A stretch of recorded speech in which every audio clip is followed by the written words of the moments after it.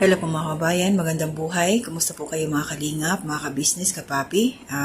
Reaction po tayo ngayon kay Kalingap Rab. 8 araw na po yung nakalipas, yung last episode po ng Danjoy.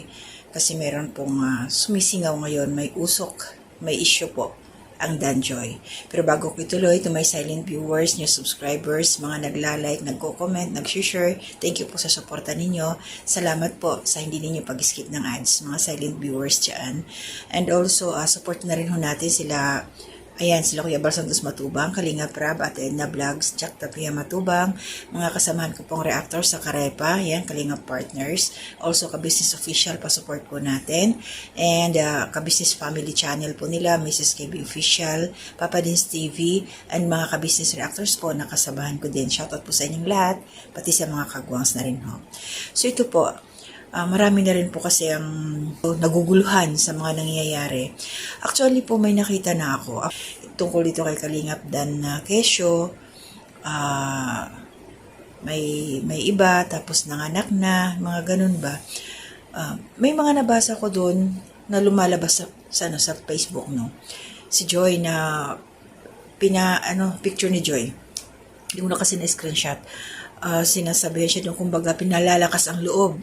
So, ibig sabihin, may na talaga, hindi ko alam kung saan nanggaling yung mga ganon. Pero ngayon, nung nakita ko at napanood ko na, ayan si Ma'am Bupil, shoutout po, na nag-reaction na siya patungkol nga dito sa issue na to, na about kay Kalingap Dan. At lalo na wala ito doon sa birthday ni Grace, wala si Kalingap Dan. Sana nga, matapos na yung issue na to, magsalita na si Kalingap Dan kung ano talaga yung katotohanan, kasi nasa kanya talaga yun. Kung ano man ang, kung totoo man yun o hindi, yung lumalabas na mga balita. Umamin na kasi sila, Joy, si Kalingap Dan, nagpaalam, in-inform, or sinabi yung doon kay sarani ni Joy, kay Nanay Imelda, na sila na nga. So, ibig sabihin nun, in real life, sila ba talaga? Kaya lang, para kay Joy, ito lang kung siyempre mababasa niya yung mga bali-balita ng ganun. So, hindi rin naman natin alam kung off-cam, kung may personal silang communication ni Kalingap Dan.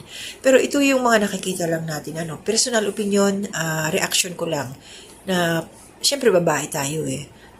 Saan tayo magsaside? Di siyempre sa kapwa natin babae.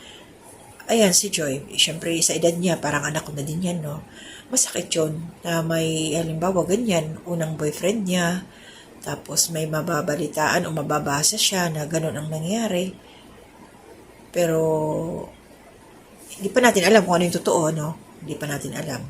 So, if ever, halimbawa, totoo man yun, may masasabi ko lang kay Joy, ano na lang siya, mag-move on. Ganun naman talaga. Hindi naman pwedeng, lalo sabi nga may anak na daw, nanganak na yung babae, kung totoo man yun, wala tayong magagawa. At least, lumabas ang katotohanan, kung totoo man yun, kung totoo man, na maaga pa. At saka, sana hindi pa ito makarating kay Nanay Imelda, kasi ang naalala kong sinabi doon na huwag lang sasaktan ang kanyang anak. Siyempre, pagka ganyan na sitwasyon, masakit talaga yun. Nangyari. Bagsak balikat ako para dito kasi, siyempre, siguro kung hindi nila sinabing sila na, love team lang, mas maintindihan natin, Kumbaga, lang, pampakilig lang. Kumbaga, action-action lang, arte-arte lang. Pero may katotohanan kasi, umamin nga sila, yun ang problema. Yun ang masakit para sa ating mga babae katulad ni Joy. Meron silang last serye. Habang pinanonood ko yun, mga yun nga, 8 days na nakaraan, may mga bagsakan ng salita sila doon na napapaisip ako, parang may premonition ba? May mga, para sa akin, may kahulugan. Parang nagbabadya. Parang meron sa likod. Pero, magulo. Kasi, hindi, parang hindi na natin maintindihan kung yung mga dialogue nila is sa love team pa rin ba, yung sa camera lang, kumbaga action lang, or yung talagang totoo. Kasi may lumabas nga na ganong issue. So, yun lang yun sa akin. Sana maayos ang problema na to. Antayin natin si Kalingap Dan kung ano yung kanyang magiging kung ano yung kanyang sasabihin. So, tayo handa. Kung halimbawa, totoo, tanggapin natin. At kung haka-haka o gawa-gawa lang na gustong masira ang tandem ng Danjoy, so wala siyang magagawa kung maliman. Ang mga, kung baga paratang man lang yun, so nasa dalawa na yung kung ano yung kanilang gagawin. No? So, panoorin niyo po, meron ho sa dulo ng aking itong reaction ko ngayon, yung clip nila, doon sa part na, yung last na serye nila, ginawa. So, obserbahan niyo po kung ano yung masasabi ninyo. Meron ba kayong mapapansin sa mga sinasabi ni Kalingap Dan? At ito si Joy, ganun din. Yung nasa taas na po sila ng parang kubo. Doon po sila nagbanding sila sa taas. Iba yung pakiramdam eh. Sa ngayon, medyo ako kay Joy, naawa ako sa kanya kung halimbawa. Kasi nga, syempre, baka mamaya napamahal na rin yung bata. Pero sige lang, Joy, mag-focus ka lang sa pag-aaral mo. Kasi kahit siguro wala kang katandem, marami namang nagmamahal sa'yo. Ang importante, makatapos ka sa pag-aaral mo. Yun lang naman yun eh. Ganun talaga, kung sakaling totoo man yun, meron darating na mas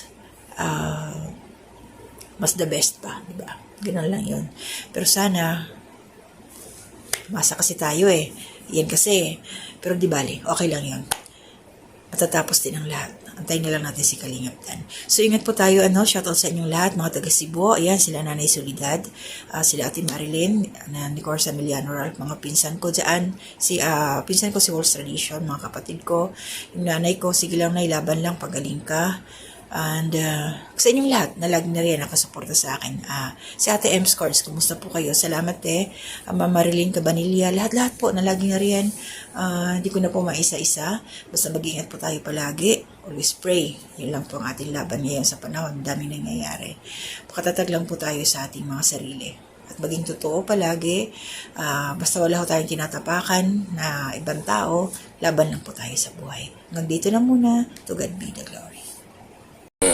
Ewan ko nga, Joy, kung bakit habang tumatagal, mas lalo kitang minamahal. Honest ka baka alam mo yung sagot dun. Sa nararamdaman ng puso ko sa'yo. Pagmamahal yan. Pagmamahal yun, gusto mo turuan kita.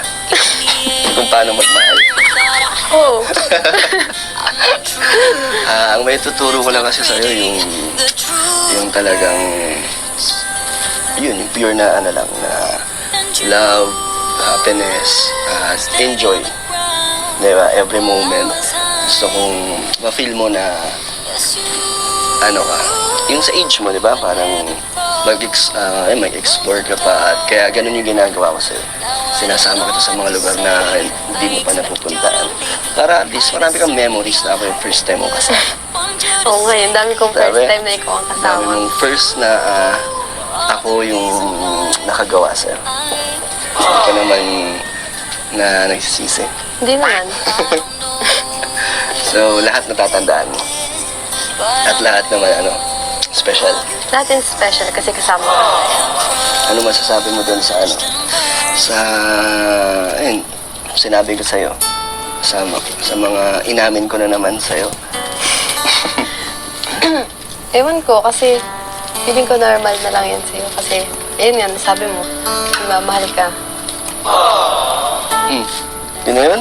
Wala ka man lang reply na parang mag-reply or mag-reciprocate ka sa mga sinabi ko. Wala man lang na ganun din naman yung nararamdaman.